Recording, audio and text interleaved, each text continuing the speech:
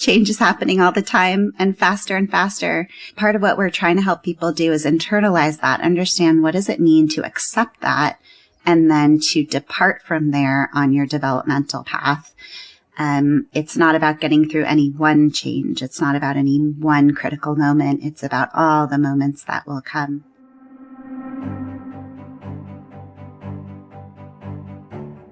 Hello and welcome to the Psychology Podcast. Today we welcome Gabriella Kellerman to the show. Gabriella is the Chief Innovation Officer at BetterUp and the head of BetterUp Labs. She is also a Harvard-trained physician with expertise in behavioral and organizational change, digital health, well-being, and AI. As a thought leader, Gabriella has been published in The Atlantic, Scientific American Mind, JAMA, and the Harvard Business Review. Her first book is called Tomorrowmind, which she co-authored with Professor Martin Seligman. In this episode, I talked to Gabriella Kellerman about prospection and future-proofing the workplace in the 21st century. According to Gabriella, the 21st century is always changing, and she argues that we can plan for uncertainty by cultivating creative leadership, building rapid rapport, and learning resilience. We also touch on the topics of imagination, kindness, and positive behavioral science. It was great fun to nerd out with my friend Gabriella about imagination, prospection, creativity, and other awesome skills that I like to study as well, which we can infuse in the workplace to really help everyone deal with the growing and rapid uncertainty we're facing in our lives right now. So without further ado, I bring you Gabriella Kellerman. Gabriella Kellerman, so great to have you on the podcast. It's great to be with you. Thanks for having me. So congratulations on your new book, Tomorrowmind, Thriving at Work with Resilience, Creativity, and Connection, Now and in an Uncertain Future. It's quite the subtitle there. You co-authored this with Martin Seligman, Martin E.P. Seligman. How did that collaboration come about? Yeah, so about 5 years ago, Alexei Robichaud, the CEO of BetterUp, asked me to start BetterUp Labs. As you know, it's a lab where we are looking to develop and accelerate development of the knowledge base of how to build critical skills that we need to thrive in our personal, professional lives today, at the overlap of the two. And the person that I most wanted to work with in that endeavor was Marty. He's obviously been working on these problems his whole career. His writing and work's been influential for me. It's been influential for Alexei, for so many of us at BetterUp. And we made the pilgrimage out to Philadelphia to meet with him and pitch him the idea. And, I think he understood the potential for this to be what he calls the Bell Labs of positive psychology, which is still something we're trying to live up to. And we've been researching together ever since. Oh, wow. You said you've been researching ever since. What have you been researching? Yeah. So in our lab, we have a whole research staff. There's about 50 PhDs at the company now, so bigger than a lot of academic departments. And so we do studies in lots of different ways. So we do studies in-house with our own staff.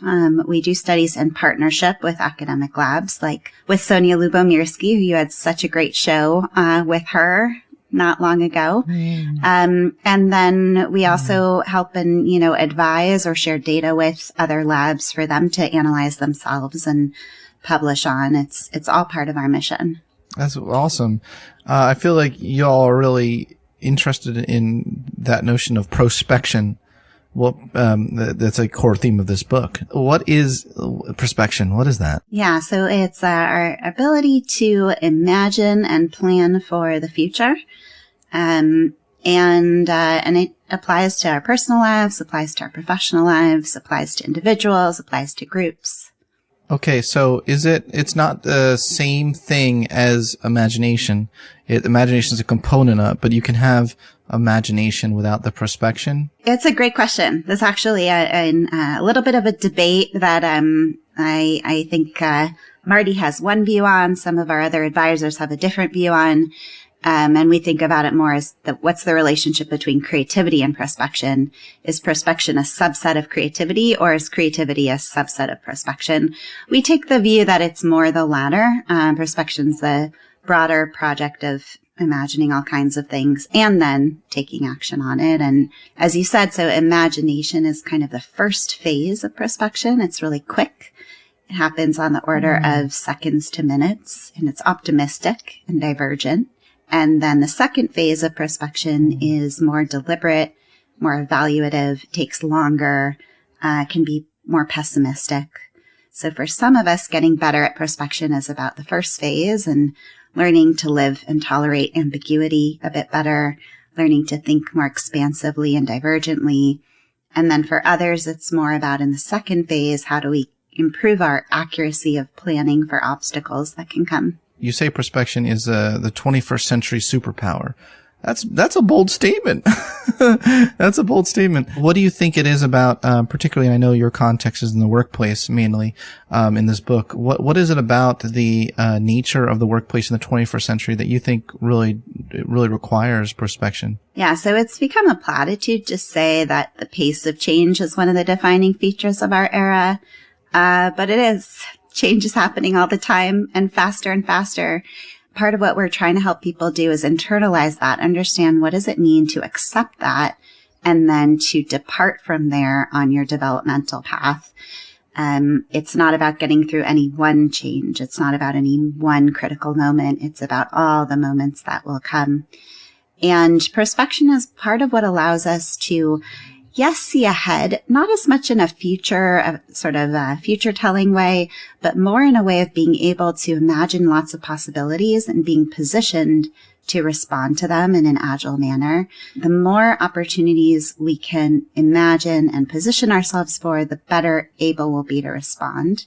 So it's part of the project of trying to restore agency in this time of tremendous uncertainty.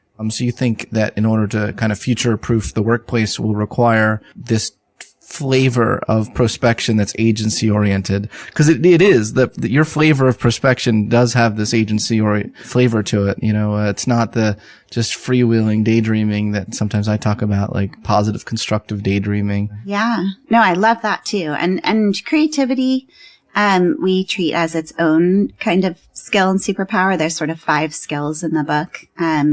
We were originally going to write the whole book on prospection, though, and you're right, it is very much of primary interest, and it's something that grows tremendously during coaching. So of all the things that we measure when people go through coaching, prospection moves most dramatically, most quickly, and we're very oriented toward what are things we can build. We know how to help people build. That will help us in this era. So there may be other things, right? But if we can't help people build them, that's not where we're going to focus our time. When it comes to creativity, what is this novel typology of creativity that you present in the book? Yeah, so it's a way of thinking about different ways of being divergent. So we often talk about creativity as divergent thinking, but what does that mean? And part of our goal is to help people identify with the label of creativity, even people who've never thought of themselves that way before. So we want to give really concrete examples and group them into categories that people can identify with. And I think part of what we heard early on in developing the typology and what we're hearing from the article since it's been out is it's really gratifying to hear people say, oh, I identify with that type. I didn't even know that that's a form of creativity. And to start to open up that sense of identity and creative self-efficacy is part of what we hope this can accomplish. It's also a great tool for leaders who are leading innovation teams to be able to say, okay, in our portfolio, we tend to do integrative innovation. We tend to do splitting innovation. Do we have enough distal thinkers in the mix? Do we have enough individuals who are doing good at figure ground reversal? Can we challenge ourselves to think in all 4 of these dimensions and come up with ideas? And it's a way of encouraging different forms of divergence. Did you mention all 4? Yeah, so there's integration, splitting, figure ground reversal, and distal thinking. Splitting doesn't sound good. That sounds like a borderline personality disorder. No, what do you mean by it? Yeah, it was not meant to be defined by the DSM. So splitting would be taking a construct that is normally thought of as holistic and showing how it can be more usefully divided into parts. It happens a lot in the land of product. You might launch a product And gradually you discover actually this is more effectively divided into these subtypes. To recognize that, to understand that there's room to optimize it into potentially very different types of products is its own kind of innovation. It has a lot of overlap with analytical thinking, but analytical thinking can happen at, a micro level. And this is more at the level of an idea or product that you're putting out into the world.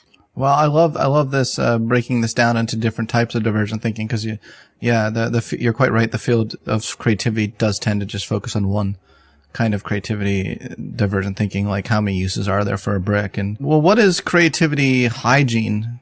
How does that relate to divergent thinking? Yeah, let me tell you about that. And I'm curious what you think of the idea of creativity hygiene. Mm-hmm. So one of the things that I love about studying creativity, which is also what makes it so challenging, is that there is a non-conscious component to creativity. And, as researchers in the brain sciences, we're not supposed to talk about unconscious things, right? But there's a lot of what we do that we don't have conscious control over. And it's clear from the literature that at least some of what determines creative output, we don't fully have conscious control over. And so if you're trying to then give people guidance on how do you optimize for something that is not entirely under your conscious control, one analogy that comes up for me is to sleep. Sleep is something that's really essential for us, but we can't just snap our fingers and be asleep. And so the field of sleep hygiene originated from the same set of challenges. How do we help people organize their life and their lifestyle to optimize for this non-conscious outcome? And so we're trying to do the same with creativity and say, okay, we know it's this default mode network that's going to provide a lot of the rich inputs for this creative output you're going to bring. We know that there's all of these ideas about the kinds of exposures that highly creative people have that feed the default mode network. How can you orient yourself around things like novelty, breaking routine as a way of feeding that default mode network? How can you also learn to tolerate ambiguity more so that perhaps you can extend the time that you spend again in that phase one, in that more expansive divergent phase? We also try to help people understand what effective incubation periods look like. So, as you know, when we're working on a creative problem, it's helpful to intersperse active, kind of conscious, executive control type of work with this daydreaming type of work. And that's the one we have less conscious control over. But some of the great studies on how that incubation period works most effectively also suggest that it's good to be doing something while you're incubating, but not too much, right? So it's not sort of just lying in your bed, but it's also not sitting and answering emails. And so how do you dial in those incubation periods with activities like taking a walk or taking a shower, things where you're on sort of autopilot, you're doing something, but you're allowing your brain to be working on those things in the background. We don't necessarily have a clear concept of what's that like just right enough level of attention for an incubation period. And that's what we're helping people dial in. Oh, great. I know that when I was working with Marty, he was really interested in the idea of the sense of the audience as an important part of the creativity. Is that part of creativity hygiene as well, or maybe it doesn't quite fit? We definitely include the utility to the audience in the definition of creativity, right? So we use that, novel, surprising, and useful, the last one being the sense of audience. But we don't necessarily embed that into the hygiene component. Yeah, okay. Yeah, right. I was like, where does that fit? Yeah, I gotcha. So I love in your book how you connect this to creative leadership. So can you tell our audience a little bit about what creative leaders do well? I think that a leader of great creative teams, they may themselves be greatly creative, but we try to focus on what does it mean to lead a team and help bring out creativity from a group. So much of creative output today, all the most important innovations of the last, I would argue 50 years have happened in groups. We're sort of beyond the day of the solo inventor in a garage somewhere. And so how do you bring together groups to do that effectively? And there's many, many challenges to overcome. Some of what we're suggesting is kind of small at the one-on-one level, and some of it's more at the systems and plans and processes. One of the components that I try to talk about as much as possible, because it's so powerful and also so simple, is this idea of creative self-efficacy, which, as you know, is our self-belief that we are creative. Whether it's a teacher or a manager, people who are in positions of power in any particular way with respect to us have an outsized influence on our self-perception as a creative. And so teachers, managers, organizational leaders, when they can notice that you've done something creative, when they can recognize it, even if it's something very small, it helps build up self-belief in ourselves as creatives. And that in turn influences greater, richer creative output for the team, for the good of the organization. So you're helping your individuals on your team when you notice these things, when you call out and recognize creative output, especially from people who don't think of themselves as creative, help them build that up, and you'll see returns in terms of what they're able to put forth. I see your coaching expertise come into the mix here. There's a big concept in the coaching world called strength spotting. And you're talking about creative strength spotting. I love the contribution you've made to this book, Gabriella. I think we need to give you some credit, give you a lot of credit. I've mentioned Martin Seligman's name a lot because he's obviously a giant in the field, but you should really be commended for the contribution you've made and your own sort of major contributions to this book. So I just want to make that absolutely clear before we move on. Thank you. Yeah, absolutely. Well, what are some mistakes that a company can make that can throw a creative team off? I think that's a really important thing to discuss as well. Yeah. So, how do we manage risk? And part of that is how do we manage quote unquote failure of creative efforts is a huge part of where things can go wrong. So we need to be able to tolerate as individuals, as teams, as organizations, a certain level of risk if we're going to get to major creative output. And that entails having a portfolio, and some of the things in that portfolio are going to fail in the sense that they're not going to be the thing that makes it to market, or it's not going to be the solution to the problem. Being able to recognize those efforts, help people understand those efforts still matter, not have negative consequences as long as the efforts were done well and in good faith, not punishing people for risks that didn't pay off.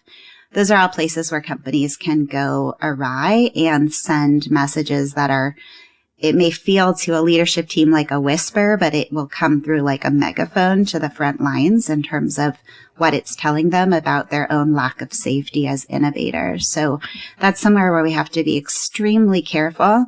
It's also a great place to focus efforts and to focus the way we think about culture for the organization as a whole, because when you do it right, it sends a beautiful message, and you see this beautiful coming together and openness and suggestions of ideas that wouldn't have otherwise come up. Nice. Well said. Well said. You mentioned safety a little bit, and well, I think that a lot of what you're saying right there links to the idea of the need to matter, right? In some way as well, to feel safe to matter. I've never quite put it that way before. A workplace where you really self-actualize, and real self-actualizing workplace is one that really appreciates that mattering drive. Do you bring in Isaac Pilotensky's work at all in your thinking about this? No, we don't. You should.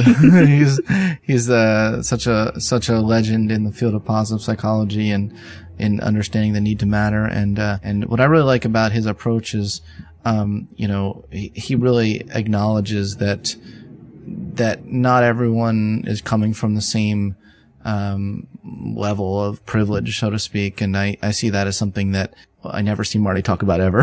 I don't know how else to put this. I just don't see in positive psychology much of a acknowledgement, when there's a discussion of agency in the field.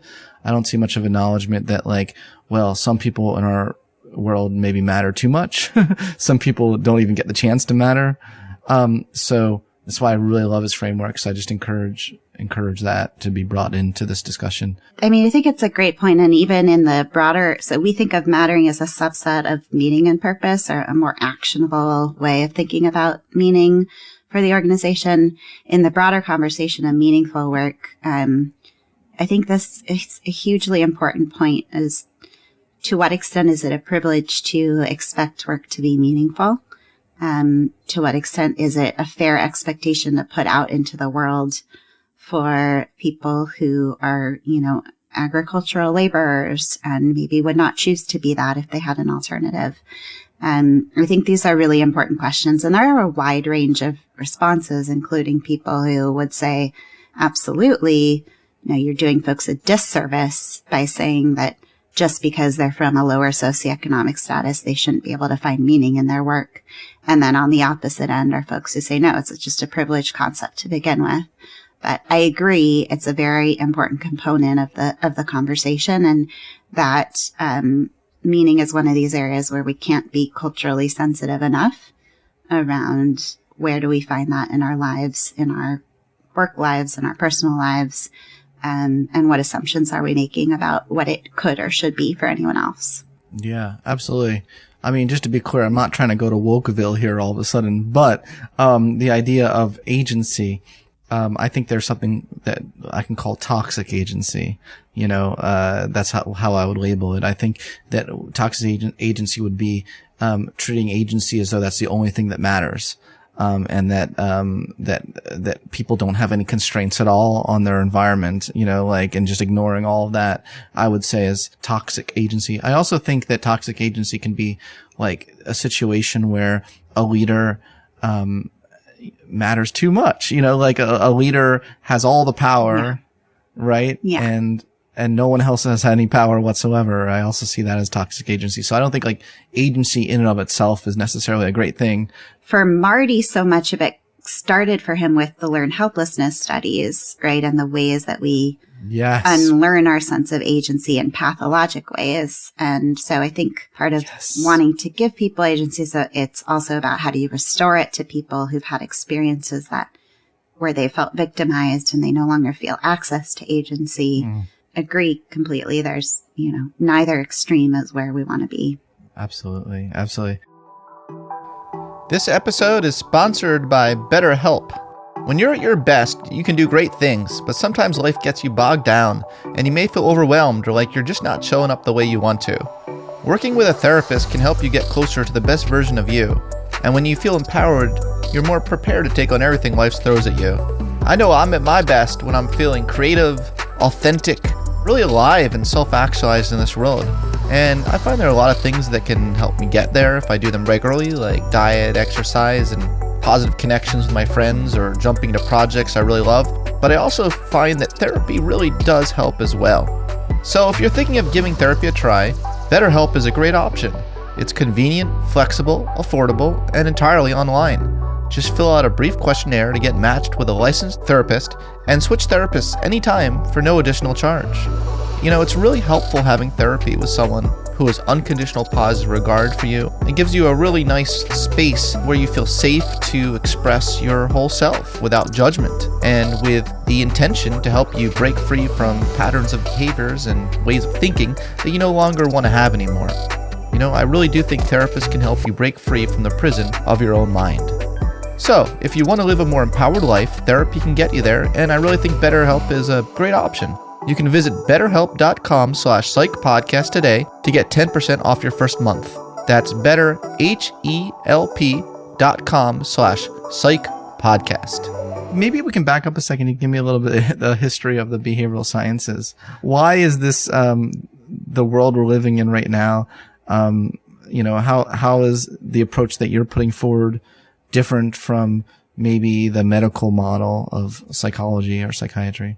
The world of science that we're advocating to be used, to be better distributed and applied in our daily lives. And we're talking about adults, but there's so much of it for kids too. It's also a passion of mine. We can roughly call them the positive behavioral sciences, spanning psychology, neuroscience, even psychiatry. There's positive psychiatry now.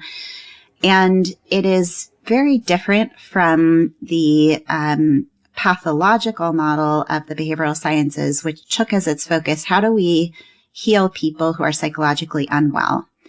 And even when I was training, the idea was you study people who are psychologically unwell to help them, right? To really help them with their tremendous suffering.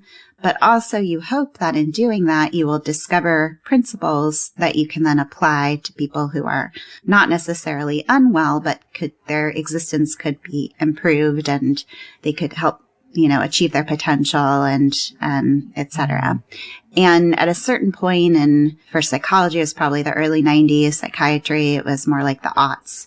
There's this realization that, hey, this is not all adding up. Like, we've hit a wall in terms of how much we've been able to move the needle on rates of psychopathology.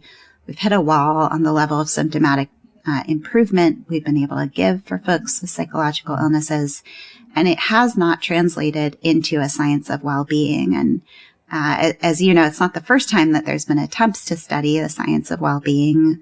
Maslow, and the topic of your beautiful book, did this so well, but it didn't take off as a science, in part because it became so popular, and then it sort of got swept up in a bit of the woo-woo of the hippie and self-help movements, which didn't have to impede it becoming a science, but it did. Whereas what Marty and others, Csikszentmihalyi, Sonia, so many other legends who really built positive psychology said, no, this has to be a science. There's a lot of great quotes from Mike Csikszentmihalyi about this, and it's only going to sustain and be applicable and have the impact if it remains a science. So, of course, you can get a PhD now. You have to learn statistical methods to call yourself a positive psychologist. Similar training to any other kind of psychology that you would do, but with a focus on the life well lived. Very simple, succinct way to put it is think about historically most of psychology and psychiatry. If there's a number line from a negative 10 where you're very psychologically ill to a positive 10 where you're thriving and doing amazing, most of the behavioral sciences were focused on how do we get people from a negative 6 to a negative 3. Whereas positive psychology is more about how do you go from maybe a negative 1 to a +3 or a +1 to a +5? How do we really optimize the life well lived? The life well lived in the workplace, which is the focus of our topic today in particular. I'm right in saying that this book is sort of like a smorgasbord of things that you think are necessary to future-proof. So we already discussed prospection. I want to put some structure to this interview somehow. We talked about creativity, resiliency, rapport. I'm just throwing all sorts of things I read from your book. You tell me what the actual technical 5 are. Yeah, no problem. So the acronym's PRISM. So P, prospection, R, resilience, I, innovation, S is social support. And the particular lens we have on social support is what we call rapid rapport. And then the M is mattering.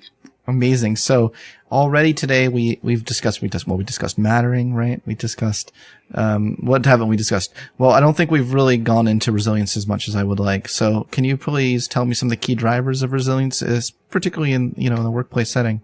Yeah. So, resilience means a lot of different things to a lot of different people. There's lots of definitions floating around. Our approach is to say, what do you need to have in place in order to see resilient outcomes? So resilience is sort of a way of showing up. That's the outcome of having different psychological capacities and skills available. So in our data, we found 5 key drivers of resilience, and each of them can be built and developed. Here you go. Some of them people are strong at, some of them people need to work on. It's different for each of us. And so part of the hope is to encourage people to take a really personalized approach to what it means to build resilience for you. So here are the 5. Number 1, emotional regulation. Got to be able to acknowledge, identify, experience the emotions, and then take a step, remove yourself, reappraise, decide what you want to do while not being overwhelmed by the emotions. So that's number 1. Number 2, cognitive agility, which is the ability to rapidly shift between sort of a horizon level scanning of opportunity and a very focused dive where you identify you need to go deeper. It's about being able to shift back and forth between them rapidly. Number 3 is self-compassion. So when we hit challenge, are we able to express compassion to ourselves the way that we would to someone else? It's very soothing. It helps us tremendously put things in perspective. Makes sense. It drives resilience, self-efficacy. So this is now generalized self-efficacy, not creative self-efficacy. Do we have self-belief that we can get back up? Do we have self-belief if we try something, we can succeed at it? And optimism. So the tendency to imagine a positive outcome in the face of uncertainty. It doesn't have to be unrealistically optimistic, but it is good for our hearts, literally our hearts, our brains, our bodies, to be able to think optimistically. Cool. Yeah, those are great. And they dovetail nicely with the work of George Bonanno at Teachers College and his book, The End of Trauma. He talks a lot about the major markers of resiliency, and a lot of those overlap, and particularly that flexibility mindset. I mean, that's very general. Talk to me about the workplace in particular. What can managers do to instill that? Our science comes a lot from studying coaching. Coaching is a tremendously powerful way to build resilience.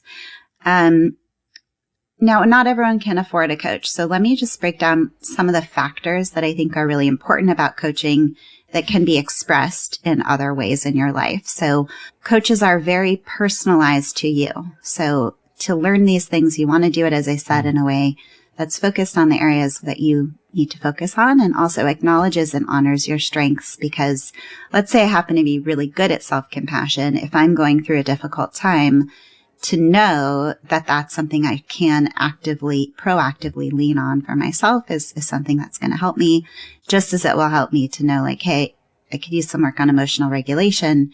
When I'm not in a moment of crisis, that's where I'm going to spend some cycles on myself with my coach or on my own. The second thing about a coach is accountability. So they're really great at helping people stay on the path of change that they're committing to. You can have a friend be an accountability partner if you don't have a coach. You can have a manager, a colleague. There's other ways to access that for yourself. And then, a third piece is it's really valuable to have another human along with you for the ride. Coaches are amazing at that. But again, to have it be a friend or a colleague, someone you could just talk to about what you're going through, someone you can kind of hear yourself be vulnerable with, there's a power to that as well. There's also lots of exercises that are available freely. You are so much of an expert, Scott, in these positive interventions, but they really help with a lot of these drivers. So, for example, the gratitude letter or the gratitude visit, which most people know about, ways of teaching yourself to become more steeped in gratitude. Those things build optimism and in turn resilience. And so there's an abundance of these kinds of exercises. They're really well done with a coach, but you can also do them on your own. As a leader, first and foremost, important to have an accurate sense of your own resilience, because we know that leaders who are more resilient have more resilient teams. Their teams are less burned out. Their teams are more innovative. Their teams are more productive. So just by working on yourself, you can actually have a downstream effect on your teams. And it's quite a large effect, which is hard to believe when you say it in words. But when you think about your own experience of previous people you've reported to, if they were less resilient, if they were less emotionally regulated, if they were less optimistic, probably was not great for your well-being. And they probably not someone you wanted to work for a very long time. So there's an experiential truth to it that we see borne out in the data. And then in terms of what you can do to actively instill it for your team, there's a lot that you can do to bring in some of these practices to your team meetings, to your team processes. Gratitude's a great example. Can you open team meetings with gratitude? Doesn't necessarily have to be to the team. It could be express a gratitude to someone in your life right now. How can you model that and build it into the fabric of the way your team treats one another, the way your team goes about marking milestones? There's a lot of opportunity to actually build those exercises and those habits into your day-to-day work with your team. Yeah, well, I should have started off this whole interview a little bit by saying, who are you? It's better late than never. But can you introduce yourself to our international audience, people listening to you all from all over the world? They want to know who's Gabriella Kellerman and, what does she do at BetterUp? Yeah, sure. So I am Gabriella Rosen Kellerman from Berkeley, California. Always been passionate about the science of thriving. That's what I've devoted my whole career to. I started as a research psychiatrist, so clinical work and doing fMRI research, and pivoted into behavior change and behavioral health technologies as a place where I saw greater appetite for innovation, for interdisciplinary thinking, and an opportunity to move faster. One of my most important role models is my father, who's a scientist who's devoted his whole life to the problem of fusion and making energy from water, from hydrogen. After 50 years, his lab had a major breakthrough that made the news just last week. That was your father. Oh, wow. I mean, that's pretty huge news. It's amazing he's alive. To see that, I could talk about that for many hours, but I do not have the appetite to work for 50 years on, in his case, a small part of that one problem. I want to see results more quickly. And so this place that I've found in technology where we can rapidly experiment and get new interventions out to people, is a place where I found a good fit for my temperament, for the way I like to think as an integrator across lots of different fields. And a way to access a lot of people quickly. So when you do have an innovation, you can get it out into the universe, into people's hands quite effectively. Is that what you like most about coaching? When I decided to devote my life to helping people thrive, there were two pulls. One was a very intellectual pull. The brain is fascinating to me. I could geek out on the brain all day long. I get chills when I learn something new about the brain. To me, it's the ultimate mystery. And then there's a really emotional side to it, which is it's always been very meaningful to me to help people get through something tough that they're going through. One of those people, I feel honored that people come to me to talk about things that are hard in their lives that they're going through. And so I knew I wanted to lean into that ability to help people one-on-one. In psychiatry, you get to do research and help people one-on-one. In the world of coaching that I'm in, you get to do research and help people one-on-one. So that combination of the one-on-one connection and the opportunity to actually impact at scale is where I find a very happy place to sit in the middle of the seesaw. Yeah, and you really are making a big impact. I mean, you're like high up in the BetterUp organization here. Let's not sell you short. What's your technical title? Chief Innovation Officer. Chief Innovation Officer. Come on, let's be honest. You're very high up there in that organization, and you're really impacting a lot of people that you work with there, and a lot of people that you influence. How many coaches are there in total at BetterUp right now? We have about 3,000 coaches globally. Whoa, it's I thought it was 2,000. You all are growing. Yeah. I have such a love affair with the company BetterUp. I don't know how else to put it. I really respect everyone there so much. It's very mutual. We love working with you. Oh, that's good to hear. That's good when it's mutual. That's good. Okay, great. I'm glad that we got a chance to know a little bit more about you and how you fit into all of these pieces of these puzzles. I want to talk about a topic, rapid rapport, that you bring up in your book, because I think that is a big barrier these days, is that people are so cynical, right? Like these days, like people are so like distrustful, and I see it in the air, and I see it on Twitter. Maybe it's just Twitter, but is it happening in the workplace as well? And how can rapid rapport help? There are so many barriers to deep and authentic connection at work. Certainly the technologies that we have can do quite a lot to divide us when they're supposed to actually be facilitating collaboration. We don't have a lot of time to communicate with each other. We're separated in space. Our teams are always forming and reforming and shuffling. So just as you get to know someone, you're no longer working with them, or they move to another company.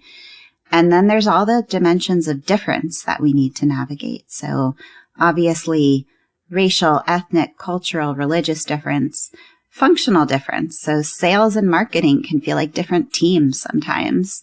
My company versus your company, even when we're navigating a partnership. You're my customer versus service provider. That can feel like an us-them type of situation. So all of these dimensions of difference that mean that to some extent the people we're spending our time with, our brain is initially processing as a stranger, it's a significant brain barrier that we have to overcome alongside the barriers of time and space. So what we try to introduce is, what do we know about the science of essentially shortcuts for all of those barriers? So what are the ways of building trust quickly, effectively? How can we overcome consciously this processing of others as strangers, as people who are different across any of those dimensions? And how can we feel close to one another even when we're not in the same office working together, at least not for long periods of time? What are the answers to all those questions? Read the book. Read the book. The book is the best place to start, but I can give you a few of the dimensions of what we cover. So one piece of the research that I think is really important and was a lot of fun to learn about for me the first time that I was exposed to it is through the lens of time. If you look at the profession where the barrier of time interfering with our ability to connect is probably the biggest problem, I would argue it's in medicine. So there you have doctors who are treating people sometimes with life-threatening conditions, and they have 15 minutes to spend with them, right?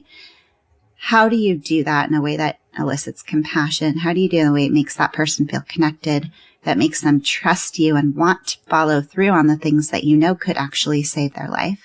And so they've done these studies on doctors, and what do you have to say is one question, right? So what's kind of the right script? And it's nothing earth-shattering. It's, I'm here with you. I care about you. We're here together. I'm with you. Those kinds of things that you would think of naturally. But also, how long does it take to get there? How many times do you have to say that? How many seconds? How many minutes?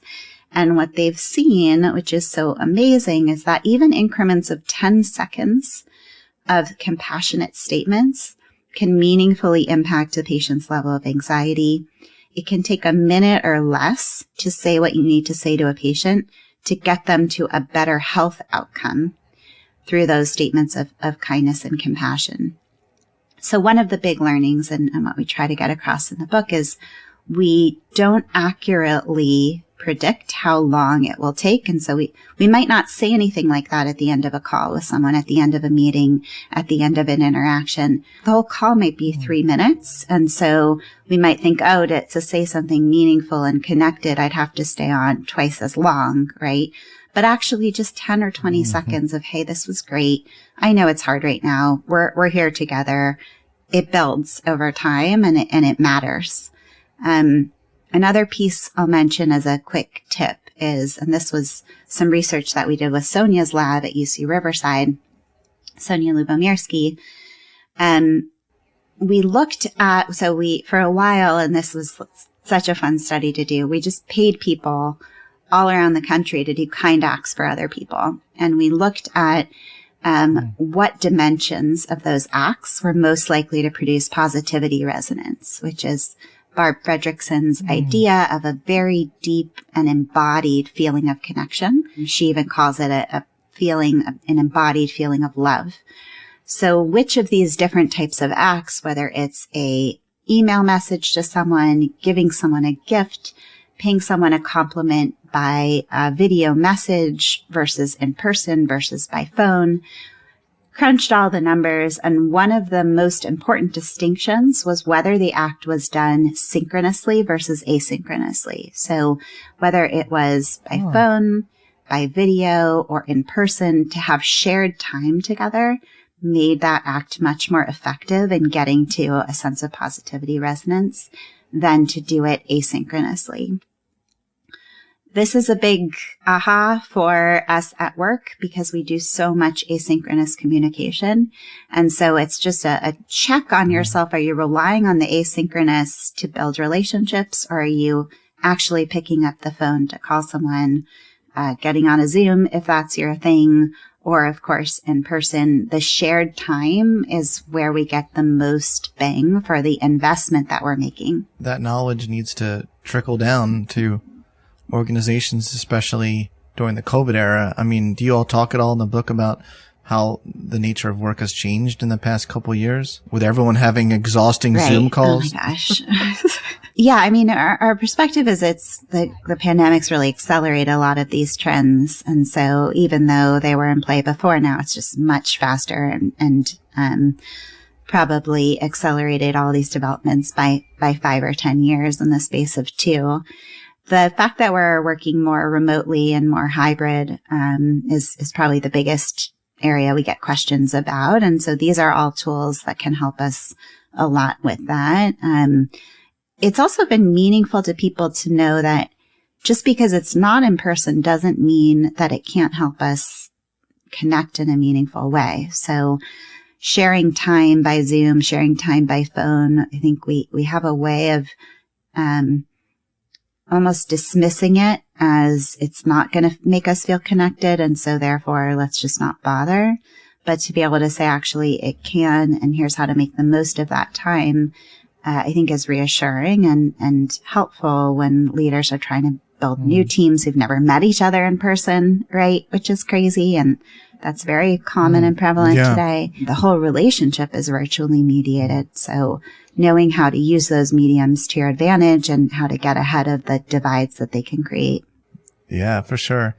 Well, we covered a lot of ground today. Any other specific challenges posed by today's world of work that there's the glaring omission from our conversation today? I think that the intimate relationship between these changes in our world of work and the extent to which we are feeling depleted and there's these spikes in mental health conditions among the workforce, I think that connection can be brought out for each of us in a more emotional way, to really internalize that sense of change after change after change after change after change after change, and more change is what's coming. I need to do some acceptance work around that. And then I need to really orient my developmental path to being able to cope with that.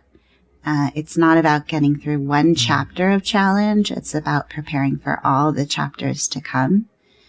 And that is this sort of meta perspective that we're trying to help people get to so they can make the best use of the little time that we have to be investing in these skills that will see us through for the long haul versus through any individual chapter. Nice. Well, Gabrielle, thank you for future-proofing everyone here today on the Psychology Podcast. Huge congratulations to your very, very special book. I mean, this is your moment, so I want to give it to you and say huge congratulations. I hope you feel a great sense of pride by knowing that it is helping the world. And thanks for being on my podcast today. Thanks so much for the opportunity. I really appreciate it. And thanks for running this podcast, which is always amazing. Well, thank you.